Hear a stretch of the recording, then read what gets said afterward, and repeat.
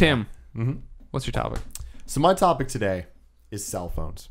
Now that might sound like a silly topic, and it is, but I'm talking just about your memories with cell phones and how important they were to you guys. I don't know where you guys were at in your lives when you first got cell phones. College.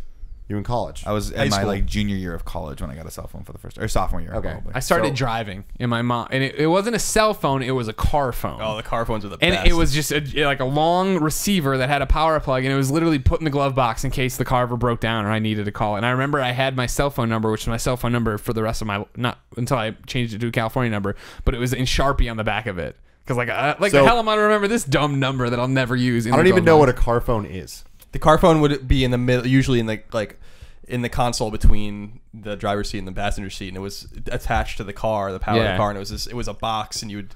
Interesting. I remember very OG. The first cellular phone we had. It was when my grandfather was dying, and my Portillo. Hey, I think it was my mom or my Portillo, bro, come here.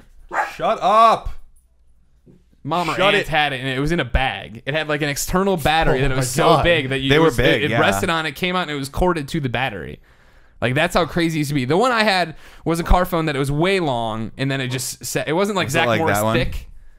No. Similar to that. But just Googled car phone out there. They were awesome. They were awesome. I always wanted one. I never could afford it. But yeah, I had it and I never ever used it. And then I remember that when I went to college, freshman year, I did not have a cell phone. And I came back and my mom was like, we need to get you a cell phone so we can actually communicate with you. And I got that Nokia blue brick phone that like everyone had. Snake.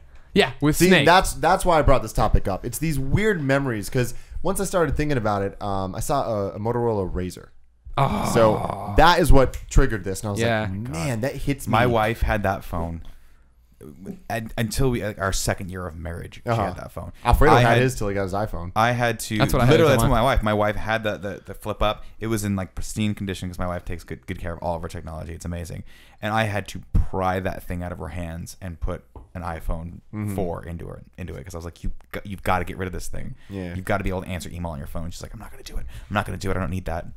See, this is interesting because like for me, it was middle school. Cell phones, that was middle school, and like while you'd be aiming people, you'd be like talking about what cell phone do you have and stuff like that. It's just crazy. Where like I remember my first cell phone, it was not the flip phones. It was like just a, I don't even know how you. It was kind of like it wasn't a Nokia, but it was like that. Yeah, right? It was a ton and everyone had those. And solid state. Then flip phones came out. Like clamshell design. Oh yeah. And flip phones were like the coolest thing ever. And they were so small. Yeah. Yeah, I remember I got they were not small though, which is the best. Oh, part. my flip when phones were the Razr was. I think the Razr was. Well, compared to like my first phone was a Kyocera phone that was probably like this big. And then I had like a Samsung that was like a little guy. Yeah. Just like a little. I loved the flip phone, and it's because the flip phone can do one thing that no other phone will ever be able to do. That cool.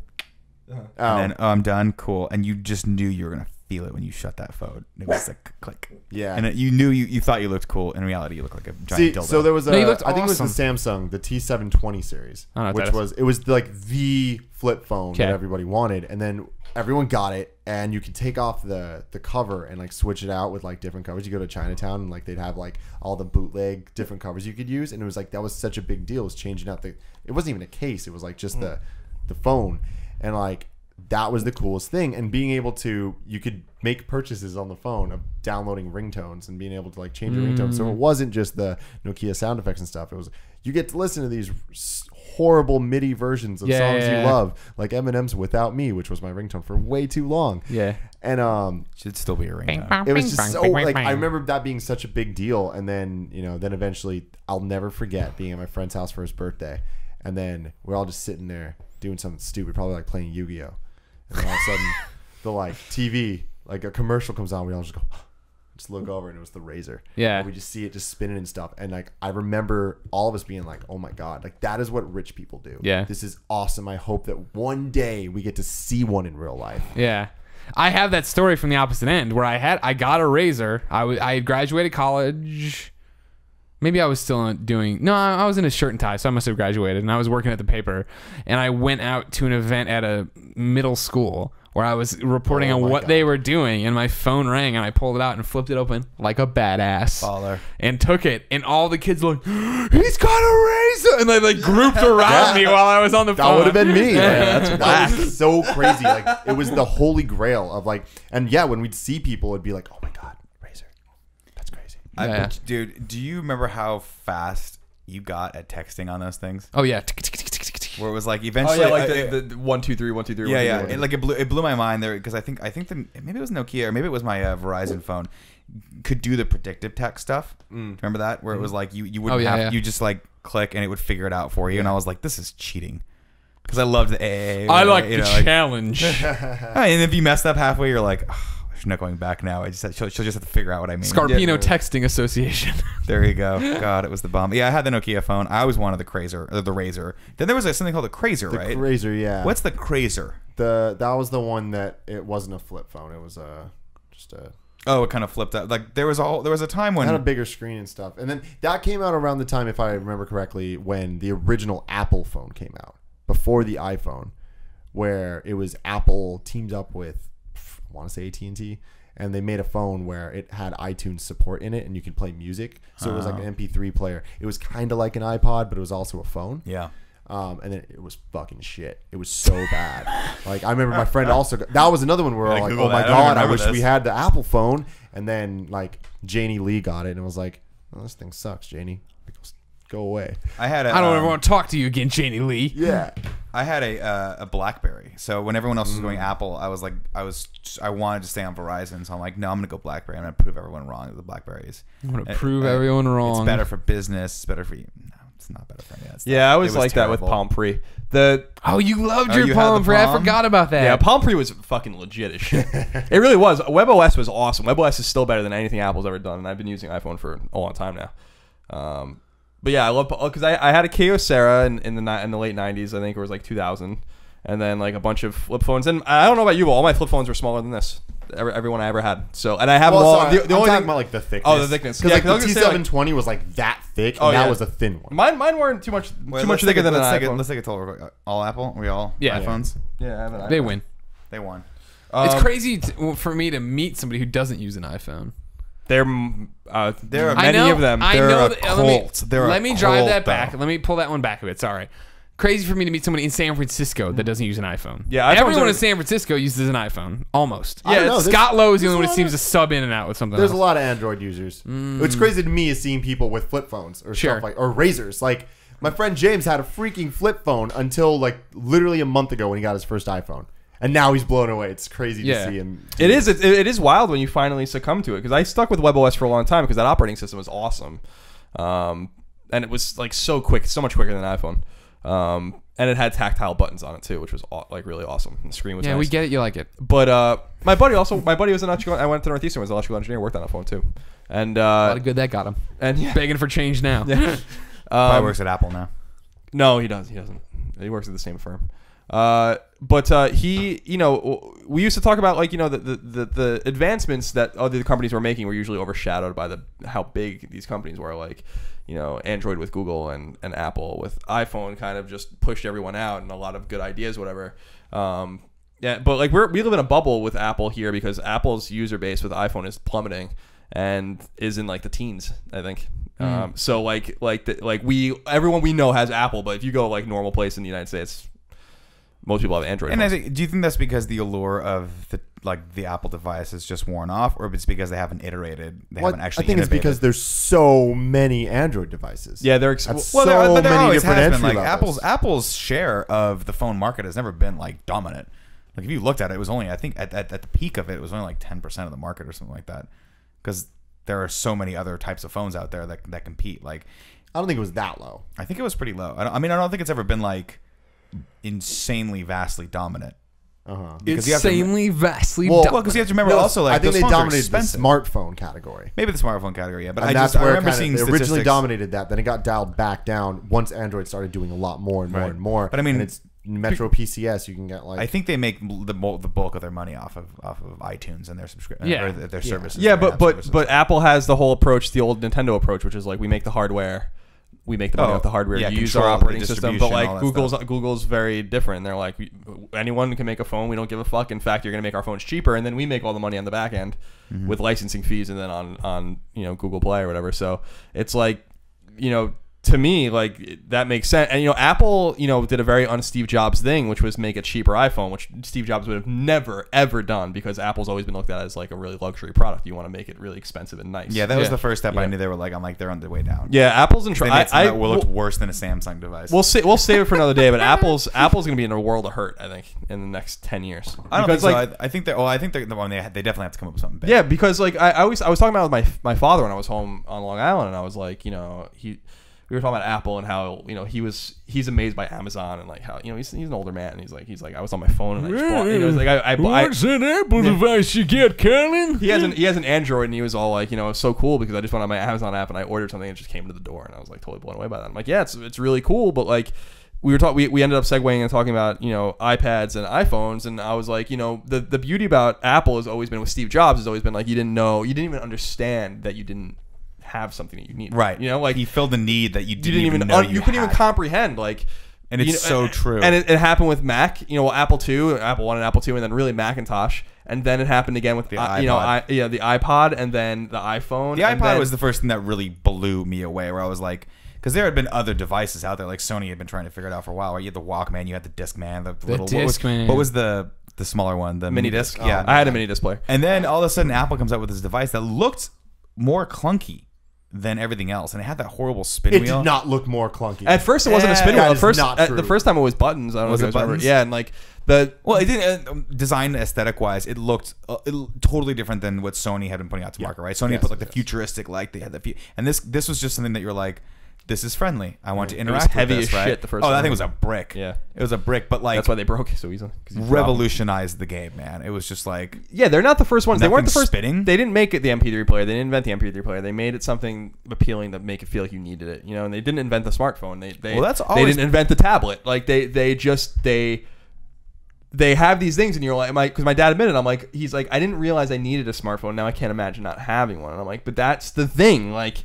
They don't have that magic anymore because Steve Jobs is dead, and like I hate like put in such crude terms, but like now they don't have anything. Like what is the next? They got the smartwatch. Yeah, I think that. But that's not even tech. They weren't even the first to. They weren't even the first to market. Yeah, but that's exactly the point, though. They don't need to be. They need to be the ones to do it right and to make people realize why they need it. And I think that's what we're all waiting for. Is I have no idea. Like, I do not want to buy one of those. It's not interesting to me. That thing's not going to be anything. I don't think. No, it's the watch is not going to be anything. That's to me that's redundant. To me, that's going to be the same as like the iPod Nano. Remember those things that was like this big and you couldn't pick the song, you just kind of had like shuffles. Was it the shuffle? Yeah. Like that thing where you're like, okay, that's kind of cool, and it's gonna flash and then it's gonna go out. I think that's my theory. Well, the shuffle's one of the most successful iPod lives. Was it really? Yeah. I don't know. Was it really? Definitely. They still selling them? Yes. Yeah. Wow. Okay. That's one of the only ones that do still sell. A little tiny one that's like this big. Yeah. Yeah, you clip on while you go running. To me, they're funny because they're very like Nintendo things. to me, like where they have a ton of money so they can afford to make like a lot of mistakes. But if you give them a few years of making mistakes and then slowly they become not profitable, which they're still far away from not being profitable because they makes a fucking ton of money, then you quickly find yourself in trouble with a business that size. We mustn't forget, in the mid 90s, Apple was 2 quarters away from closing up completely, and like they've come a long way, since then, and are a huge megalithic company. But I do not think that they are an immortal company. They have to come up with something cool new shit. Because people like cheap goods, and cheap electronics are not hard to come by, and quality cheap electronics are not hard to come by. I buy Apple products because I really like the quality. Mm-hmm. I will never use anything but a MacBook ever again. I will always use an iPhone. I will always use an iPad, but not everyone has that kind of luxury. I have disposable income. Well, that's the thing. You talk about luxury. It was. I mean, I remember the day I got my first iPhone, and it's back to what you're talking about. I mean, I remember I used to have the stupid flip phone still. I had the Razr till I had the iPhone, and it was one of those things of like, when I got the job at IGN, it would suck to come in the morning, leave at 5:30, 6 o'clock, 6:30, come in the morning at 9:30, 10 o'clock and have all these emails, right? And it was like, it's going to be awesome to be able to check the email on the go. And I sold my car the night Barack Obama got elected the first time. And the next fucking day, we walked in with that money and bought iPhone. Like, that's what I did. That's what I did with that money, you know what I mean? And then from there on out, I had the iPhone. And that was like what we're talking about, right? Like that was a huge investment. That was like buying a computer, right? It was like what, $500, $600. $600 was still the first iPhone was $600. Yeah, and that was insane. See, I didn't buy the first one. There's I remember still $600. Sure, well, but now we all have before money. it was $600, like No matter what. No matter what, yeah. But I remember when Craig Harris got it. Craig Harris was the first guy I knew to get an iPhone or whatever, and it's like mind-boggling to see this thing, and then slowly understand why you needed it, and then a year later buy my own. It's remarkable. It's a remarkable machine. You know, I remember. So going back to my flip phone, it was the first one that had internet. It was like when internet phone was like first a thing, and I'll never forget going to GameFAQs and being able to actually read the forums wherever the hell I was. Yeah, and I was like, oh my god, my life will never be the same. Yeah, and iPhones, smartphones in general, just completely, man. It's just crazy what they did to us as people. It really is. It's hard to think of life without them. So when I think about the wearable tech, I'm like, I mean, what could it possibly bring to my life that I don't have right now, right? Well, I mean, that's what I want them to tell me. That's the exciting thing, right? You're like, that's a good point. They can twist the narrative, but I just don't think like when I see those watch commercials for Samsung or whatever, you're running I'm like, and here's your heartbeat and here's like, this. This is stupid. I mean, honestly, like, I'll tell you right they're now, not selling it to me. The next piece of technology that I think is super cool, and I'm gonna wait several iterations, is Google Glass. Oh. When Google Glasses, you can go into a store and buy whatever glasses you want that then can give you an overlay of like a stupid HUD? information. Yeah. Hell yeah. I don't Fucking know. give me a HUD. That's yes. so weird to me. Like, I don't know if I need that. Google You don't Glass, know. when I see someone with Google Glass, I'm like, oh. Colin, you know better than anyone. We don't need any of the shit we have. Like, Yeah, but think see, about I if the EMP went off tomorrow. What do we really need? Not much. You know what I mean? Like, that's the bottle whole of thing. Eagle Rare. I feel like and a gun. I feel like there's still like, but that's the thing. Like the HUD, I think the next iteration is having all that information right. Like No way. on your wrist. I hate wearing watches, so I don't want to wear it. See, I like and I think I'll watches. get more information here. I think that's just going to cause more car accidents. Oh, look at that! I'm going 85. Oh, see, or not. I don't know. Like, I often think about it, like with how Google Glass works with the speakers and stuff, being able to give you the GPS directions and just kind of see turn the left, GPS turn right. You're looking at your phone. You're looking at your thing. Like, if it is there, You just got timmed. I don't know. It'll be interesting. I think my attention span, I'd constantly be taking in everything, and I think it's too much for me. I think Google Glass is like way too Orwellian for me. I'm not interested in it at all. I think it's fucking creepy. But someone did put a video of Google Glass on the internet about 6 months ago of them playing hockey with it on. Very cool. You know, like no, but like the first I person. hate it, but I'll wear it for hockey. No, but the first person perspective, like the video, like the cinematography that you can do with it is so cool. Like I played hockey for a long time. It is like being on the ice, like watching that guy play in HD. It was fucking awesome. So like that kind of stuff's cool. But I'm always creeped out when I see these dudes wearing Google Glass, and a lot of bars and restaurants will not let you wear Google Glass inside. And I don't blame them because it's fucking weird. Why? Well, it's like upskirts, right? Like, I mean, somebody's gonna use it to be creepy. So yeah, I can totally understand why you wouldn't wear it. Harder to put your head up a skirt, I guess. Yeah. I haven't wrapped my head around how to do upskirts with. I'm just saying that's why I didn't want to wear it. Creepy stuff happens in bars. You don't need creepy photos. How do you do upskirts normally? Just with your phone? Just like on I've never understood upskirts. Can you explain to me how you normally do it? I've never understood how anyone. I can barely take a selfie, let alone put a digital camera on my shoe. I think you're just like you're standing on the BART or whatever. You tell me how you do it. How do you? I know I've seen when I was in Japan. There were a bunch of signs on how drive it out here. Beware of people taking upskirts or whatever, and they showed people with cameras on their shoes. That's inventive. Yeah, that's really inventive. People are creeps. They are. People are creeps, dude. I think Japan is different. It just is. Just careful with wherever you're going with this line. I'm done there. No, I mean, like, there's more. They're definitely more. I'd say risque as far as like. Just ridiculous things like that. I've never seen in America a sign beware of upskirts. It is such a problem in Japan that they need to put up a sign. Yeah. In America, we're just like, we'll look out for that. shitting That's bums. Weird. Yeah, exactly. You're on your own is basically what our signs say. Yeah. Good luck. Good luck. It's just the sign that you get on a BART. It says good luck. How terrifying would that be? Oh my god, that's amazing. It's really terrifying. Underneath it, or above it, it's like a pooping bomb, an upskirt, drugs, syringes, and then it just says good luck. That's hilarious. So the birthday party I was at when I saw the Razor commercial was in El Cerrito, which is in the East Bay. It's kind of near Oakland. And when we were, we got on BART. We're a bunch of 12-year-olds. Jesus God, I don't like this story already. All of us just get on BART, and then we're going, and like more and more people are getting off the train, and we're like almost near Richmond, which is a not good place. And there's this guy that he just looks at us. Where you going? And we're just like, El Cerrito. He just goes, "You're gonna die." And we're like, well, he's like, make sure you get off before Richmond. Good luck. And then he gets off, and we were horrified. Yo, We got off the bar, ran into the Target. We just sat there and called my friend's mom, like, dude, come get us now. That would terrify me. That would absolutely awesome. terrify me. I love Also, that. if I were a bum, that's exactly what I would do. You're gonna die, Charlie. It turns out it's like a guy in a business suit with a briefcase. You're gonna die. That would be even scarier. You'd be like, this guy looks like he knows what he's talking about. This guy's got. And his also, stuff we together. had our backpacks filled with Xboxes, the original Xbox and Halo and a bunch of controllers. We were like, gonna have a LAN party, and I was like, we're gonna get robbed of our Xboxes. Yeah, That was fun. I only had one LAN party in my entire life. I had to take my PC over to my friend's house, and I just gotten a Voodoo graphics card so we could play. I want to say it was like Doom multiplayer against each other, or Quake. Maybe it was the Doom original 2. Quake. Was it Doom 2? I can't remember which one it was. It was 3D. Anyway, it was so much fun. What are you doing? I'm readjusting what you just turned around with your things just to make sure you're happy. Fine. I can hear everything. I remember the first time I ever heard of a LAN party. We were having I had read about them obviously forever in EGM, but the first time I ever saw one in the wild, we were having a house party at the Antler House my sophomore year, and all of a sudden, like, it just started vacating, and it was all the new kids, and I was like, "Where are you all going?" And like, "We're going over to Devin's house, he's playing Halo." I'm like, "Oh, a bunch of pussies!" And I just drank my beer. Yeah, I was never interested in LAN parties because I remember in college people even weren't connecting their Xboxes together, and I had an Xbox, and I was, they're like, "You want to play Halo?" And I'm like, "Not a prayer." And they're like, "All right, can we borrow your Xbox?" I'm like, "Go ahead." And then I just play my NES, my You're playing Mega JRPGs, Man. whatever. I've always been a single player guy. Yeah. I would never I remember when people were having LAN parties for Halo. I was so stoked. Or Doom 2 and like Quake back in the day, and I was just like, I don't care. I just don't want to play with you. Yeah, I'm a single player guy too, but local multiplayer. No, local multiplayer is good. That's why I'm always Smash with is that. good and Street Fighter was good. And Like, there's nothing better than Mario playing Capture Golf. the Flag in two different rooms and hearing like the different rooms screaming. Like, oh, it was the best. Well, ladies and gentlemen, that's the Game Over Greggy show. Every week, 4 best friends gather around this table, each bringing a random topic of conversation and discuss it for your amusement. If you like that, like the video, subscribe to us at youtube.com/GameOverGreggy, and watch for a video. Well, I'm not going to put that up there. Don't even bother. Nope. I did it once for you when you said I wouldn't do it. Now you're just looking like a psychopath. Or you go Jesus with the electricity. Are you Jesus? Believe in me. Oh, good Lord. Make sure you like the videos. We put up each topic he's as a like breakout carrying video each and every day.